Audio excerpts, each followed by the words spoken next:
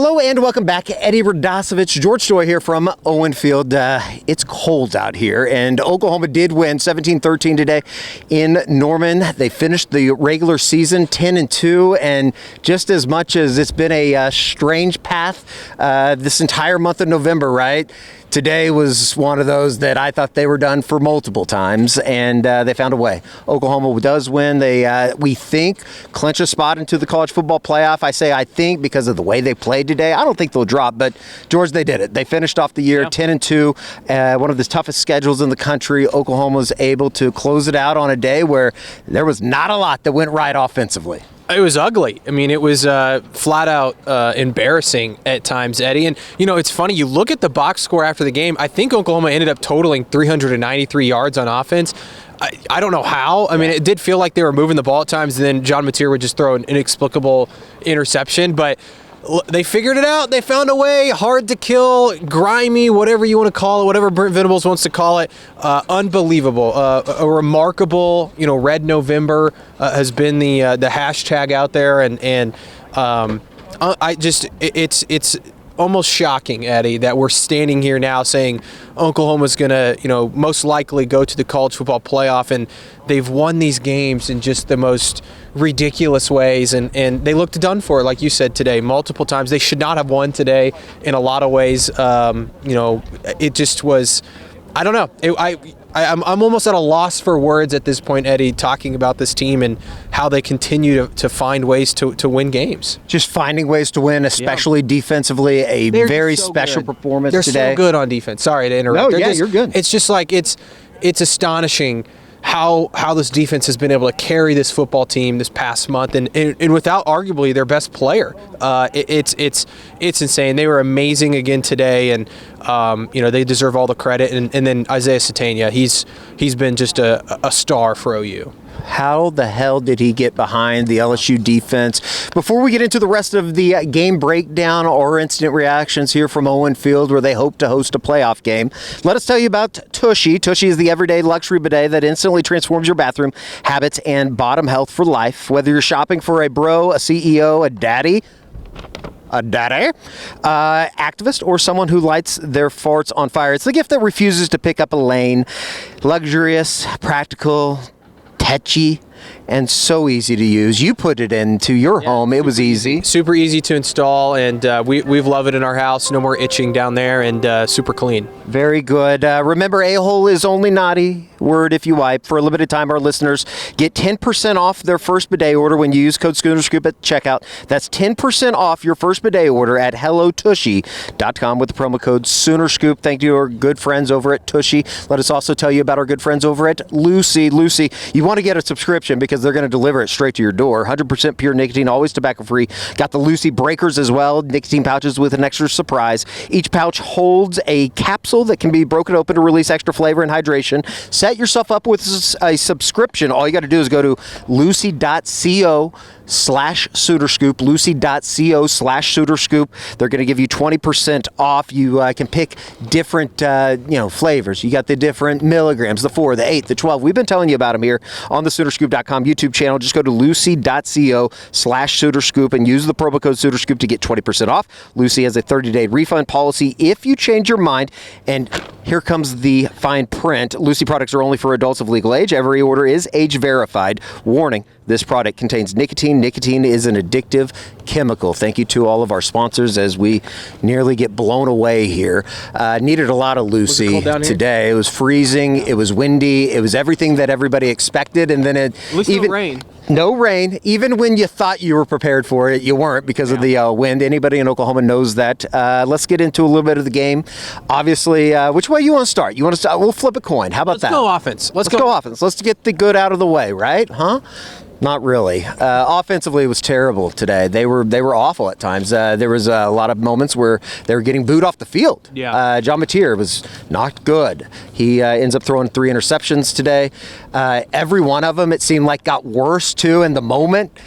But they were able to find a way with the big drive in the fourth quarter, hitting Isaiah Satania. I don't know. Where do you begin with an offense that just looks so inept? They're a conundrum in a lot of ways, Eddie, because you're like, how can the offense be this bad, and then they have moments where they look pretty good. They're moving the ball, and I think ultimately it comes down to the John Mateer roller coaster. That's what it is. And, when he's good, he's really good. He had some passes today that, he zips one over to Satania over the middle, one over to the middle to Gibson. And on the next play, he throws, an interception. Yeah. And it's like, how did that happen? How's he seeing the field so well? And then he just, throws it right to the other team, or the jump ball interception that he tries to throw to Gibson, and it's just totally underthrown. And then, he has plays late in the game where he's zipping them to Kanik, and he's fitting them in tight windows, and guys are making plays. And, that's just the John Mateer experience, which at this, at this point, and Mateer said it after the game. He's like, this team goes as I go, and that's the truth. This team, no matter where they end up in the playoff, if they host a game, if they don't host a game, whoever the matchup is, it's going to come down to, can John Mateer make the plays necessary to win the game? Because they're asking him to do everything right now, and obviously that's what you do when you have the quarterback, and you are the quarterback. You're going to be asked to do a lot. You're going to shoulder everything, and I don't know if Mateer is that player. We've seen guys come through here at quarterback like a Baker or a Kyler or Jalen, and that you could put it all on them, and they'll find a way.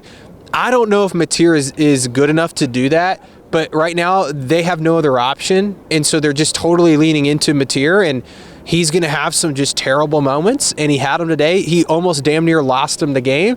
He's also probably part of the reason why they won the game. Sure.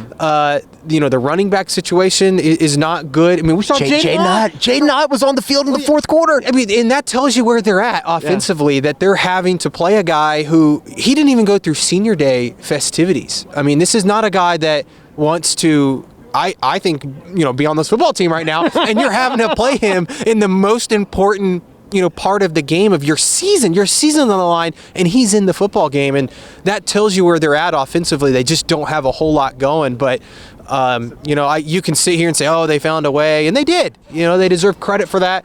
LSU also busted, I think, on both touchdowns that Oklahoma scored. They were busted plays. Oklahoma took advantage, but they're just going to have to live and die by Mateer, Eddie. That's just kind of the bottom line at this point. Let me throw a couple numbers at you today, because I think I'm surprised by it by just looking at some of the box score. 23 of 38 for 318, 2 touchdowns. Yeah. If you just left it at that, you would have said, what a day that John Mateer had with the way that things have been going. You get over 300 yards. It's certainly a lot more to the story. The interceptions, that was one thing that Oklahoma had not done here over the last couple of weeks, is turn the ball over. And then you find yourself having to kind of battle back, and they did. In the fourth quarter, Auburn comes up with a field goal. They take the lead 13-10, and I think a lot of people, including myself, I'm going to guess you as well, George, that thought, what a blanket way to end the season. This is going to be miserable. Yep. And then they responded, hitting Isaiah Satania, an unbelievable day, 9 receptions, 121 yards, had the 45 yards after the reception, had the touchdown on the 58-yard touchdown to go ahead to ultimately give Oklahoma a win. I thought Giovanni Gibson had a nice day. He did his best game as a Sooner. It seemed like he had a pretty good day, going 3 for 66, had 19 yards after catch. Jaron Kanik had a couple big receptions there in the fourth quarter on the final drive. It's just another one of those games where you come back and you go, there's moments. There are moments. What did you think about the offensive line today? Obviously, Fabechi Wiwu stepping into the center position. Sounds like a pretty serious situation with Jake Michaela as well, maybe going to the hospital. Yeah, he was in the hospital for a few days. Brent Venables said, sounds like he's doing a lot better now. I expect him to be back at some point, you would think. You hope for the college football playoff. I thought the offensive line played well. I mean, that's the thing about the offense is, you can't point at the offensive line and say they're the problem. They're not the problem. If anything, they're the best unit the team has right now on offense. So I thought they held up well, especially considering Fabechi played center for the first time in his college career, which, I know there's a lot of people out there that are like, North Texas, Fabechi Wiwu, how good is he? This guy, he's the only offensive lineman Oklahoma's had the last 2 years to play in every single game. Sure. You know exactly what you're getting from him every single snap. He's become, I think, a tremendous leader on this team. So he was awesome today in terms of being able to step in and play for them. And then obviously Ryan Foje gets the start at right guard. So I thought the offensive line did well. They just don't have anything at running back right now. They need to get healthy there. I don't know how serious any of these injuries are. I think Blaylock and Robinson both came in and finished the game, but they were mostly just pass protecting. They were just in there basically to just be in the way. They were not trying to hand them the football late in that game. And That's a problem. They need to figure that out. Maybe Taylor Tatum can step in here in the next. You got 3 weeks to get him ready. Maybe he can help you. I don't know, but that's a serious problem. But for the offense as a whole, Eddie, like you said, there's glimpses where you're like, man, if they can just put this together, and you're not asking for much. Right? You're not asking them to score 30 points a game. I mean, if they did that OU might win the national title if they did that.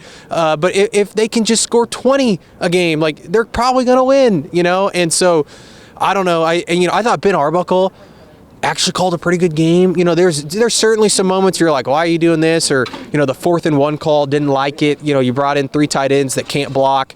I don't understand that on the 4th and 1, but there's guys open. Mateer's got to hit him. And when he did hit him, the offense was moving. It looked great. So I don't think Arbuckle called a bad game. It's just, again, like I said, it's John Mateer, man. It's all on John Mateer. And I don't know if we want to play it, but he had some good comments, I thought, after the game, just talking about his confidence. The Kip Lewis, coming over and giving him kind of a pep talk before the 4th quarter, saying, hey, you got to win us this football game. And I thought that was really interesting stuff. It's clearly this team believes in John Mateer. That's the thing. I know, we can talk about everybody was kind of, clamoring, should they put in Michael Hawkins and, what's going on. Even myself, I was like, I don't know. They might have to have a conversation at this point. But I think that the vibes and the, intangibles around John Mateer is invaluable. Like, I think that his leadership, the belief from not only, Ben Arbuckle and Brent Venables, but clearly the players. Like, I heard Peyton Bowen talking about it after the game. Like, there's no lost faith in John Mateer. I think that means something. Here is a number of Oklahoma players, including Brent Venables, from the Oklahoma locker room after the game, talking about John Mateer, talking about just a finding a way to win, something that I don't think that we would have been saying about this team year 1, year 2, year 3, but there is something that has been cultivated over these last 4 games to get Oklahoma to a college football playoff appearance. I'm not surprised, threw for over 300 yards, and ran the ball. A lot of it didn't look like a whole lot, but he took shot after shot, blow after blow, and he kept responding. And thankful that he's got the right kind of toughness and the resolve and the resiliency to believe there at the end. And he's done that in several of the games. You guys got all the stats and the storylines of several other games against really good people in the 4th quarter where he put a drive together. We made some plays, when we needed to, that were the difference in the game, and he did it again, here tonight. And we really took the whole game to compliment, one another, but we finally did. Yeah, knowing they had my back is huge. Obviously it was a tough time, tough couple series, and but I knew we'd have a chance, and there'd be a moment to go win this game, and that happened. And as a quarterback, that's one of the hardest parts. Like, it's not going well, and it's all on my shoulders, But in the end, it worked, obviously, and that's all anybody cares about now. Yeah, just that everything that I worked for from January and my whole life is these 15 minutes right here. And, everything I want's in front of me. And it hasn't been good, but, we're still here. We're still fighting. And thanks to this defense, we're still alive. So I was very grateful for the grace that our defense gives me and this offense. And so I just knew I had to keep fighting. Yeah, there are even times where I'm on the sideline like, oh, this one's going to be close. But, we just seem to find a way, make timely plays. And that's the thing about being on this team is anybody can make those plays, especially, on the defense, it's kind of a coin flip who's going to make a big play at any given point in time. And so to just know that you've got 10 other guys out on the field with you that have your back and you can trust with big plays and big games, just lets you fly around and, have fun while you're playing. So it's been a really fun year. And I think just kind of the brotherhood that we've created is one that has a mindset of not going to quit, and that's kind of been the mantra, is hard to kill for us, and we're living up to it, so hopefully we can continue that in the postseason. Yeah, definitely, and I think we've developed that throughout the year, and it's continued to improve, and that's just kind of been our identity as a football team, even going back to January when we started this thing with the conditioning programs and heading into fall camp. It's like we knew the kind of team that we were going to be, and it's just showed up in the hardest part of the season, just shown who we've been all year and the team we're capable of being, and just grimy and getting these wins. So that, I mean, it is one of those things, George, that I think that like there is something special that has been brewing here over the last month. I think that you have to have something like that when you're up against it like they were today. One of the reasons that they did have that opportunity there in the fourth quarter for the offense was because of a defense that yet again was dominant. They came up with big plays when they needed it, and they just didn't give in, because there were multiple times there in the third and fourth quarter LSU probably could have ran away and hit a little bit, and they just kept responding every time that they were asked. Yeah, I mean, LSU had opportunities. I was saying in the press box, if LSU can go score any points, this game might be over. Like, I just didn't think OU was maybe going to be able to get in the end zone again. I thought we might be going to overtime or something. But, I think the perfect way to encapsulate this defense, Eddie, is the interception in the first quarter, and they got it first and goal on the 3, and Peyton Bowen comes up with that interception. Like, the way this defense finds ways to just continue to respond when the offense puts them in these terrible positions, it's remarkable. And it's a credit to Brent Venables and what they've been able to build over the last 4 years, and obviously the guys that have stuck it out. I mean, Grayson Halton was amazing today. I mean, he was fantastic. It felt like he was living in the backfield. He damn near took back the fumble just a couple feet away from us. A little bit of a shades of, I told Josh Callaway down on the field with us, a little bit of a shade of Army.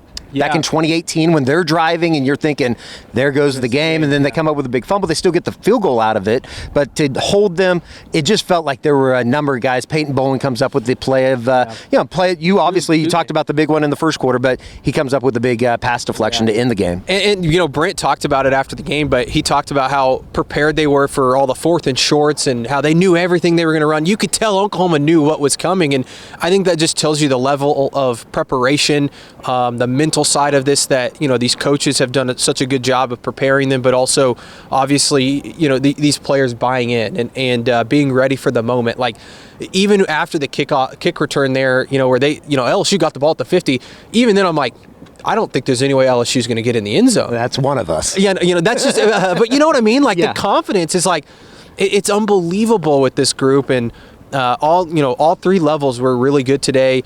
I thought PJ Adebawore had a really good day. That was a BS roughing the passer call that he got. I think that ended up setting up a touchdown maybe, or a field goal. But I thought they were good up front. Linebackers were great. Owen Heineke everywhere again. Kip Lewis. I thought Kobe McKenzie played well. The back end, Michael Boganowski, he's just getting better every single week, man. He's a dog. He's going to be so good. And the corners, Eli Bowen was really good. He had a big pass breakup that forced a punt. They're just, the defense, man, you can just go on and on. They're the reason, like, if there's one reason why Oklahoma's in the college football playoff, if they make it, which I don't have any reason to think they won't, it's the defense. They're the best in the country. I truly believe that. I know there's a lot of really good defenses out there, but what they've done for this football team the last month is honestly remarkable. Unbelievable. It's kind of crazy that we're standing here talking about this Oklahoma team going 10-2, winning 4 of their last 4 games of the regular season, obviously after the Ole Miss game, because I didn't think that they were going to get here. And that kind of leads us to Brent Venables, and just hearing him after the game. We thought he was happy last week.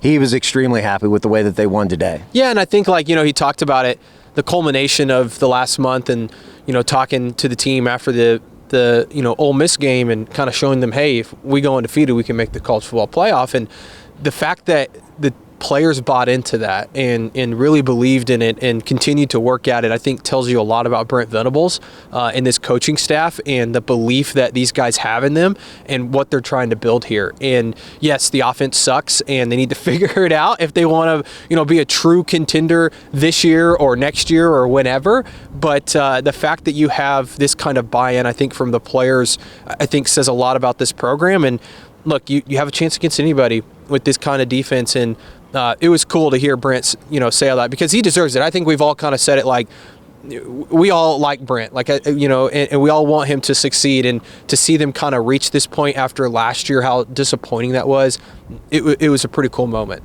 Unbelievable. It's kind of crazy. So now they wait. And obviously that wait is going to be over the course of the next 8 days until you find out what your situation is going to be, where they're going to be headed. Are people coming here to Norman? They were number 8 this past week. Yeah. Just your thoughts. Do you think that they've done enough to earn themselves a home playoff game coming up December 19th or 20th? Yeah, it's going to be an interesting conversation. And you know, it is funny. You know, I tweeted this out. The narrative from us and national media before the season was, you know, hey, 9-3, Oklahoma's getting in. Sure. Like with their schedule, they're definitely getting in. And now you have national folks saying, well, 10-2, Oklahoma shouldn't get in. I mean, that's a bunch of BS. Well, 9-3 for some gets them in. Yeah. Okay, Texas. But you know, I think that Oklahoma obviously I think deserves to get in. Will they host? I don't know. You know, I think the committee is going to take a hard look at Oklahoma and say, are they a complete football team? Are they deserving of a top 8 ranking? I just don't think there's anybody behind them that realistically could jump them unless, you know, obviously Alabama could jump them if they were to win the SEC championship. You know, BYU and Texas Tech is an interesting conversation if BYU can beat Texas Tech. I don't think Notre Dame's going to jump them. Notre Dame's resume is not very good, but I'll say this, Eddie. I hope for the sake of this fan base and the sake of this program, they get to host a playoff game. I think that would be tremendous. You know, I know Brent said after the game that, you know, he just hopes they get in and kind of said, hey, that'd be awesome if we hosted. I think it'd be really cool for these fans that, you know, last year was so tough, I feel like, for everybody. And I know people are still upset out there with the offense and everything, but it'd be awesome. It'd be so cool for the fans to get to experience that, have that in Norman, what it would mean for the program. And obviously it'd be a tremendous advantage to play on your home field. I'm freezing. Are you ready to get out of here? Let's get the hell out of here. All right. We will have plenty more wrap up on the SoonerScoop.com YouTube channel. Obviously, we'll have the Game Day Rewind. We'll have the recruiting report. Oklahoma gets another big commitment in the 2027 class with a pledge from Crew Jones, a big-time defensive end. We'll talk to Josh McQuistion about that. And we'll obviously have the Eskridge Lexus postgame podcast up on all of your podcasting platforms here shortly. So, Oklahoma wins 17-13. It seems like they're headed into the college football playoffs. And I think at the beginning of the year, if you just would have said that statement, just that sentence alone, you would have said, damn, okay, things are moving in the right direction. So you might have a chance. We'll see over the next week. For George Stoia, I'm Eddie Radosevich. We'll see you back here on the SoonerScoop.com YouTube channel.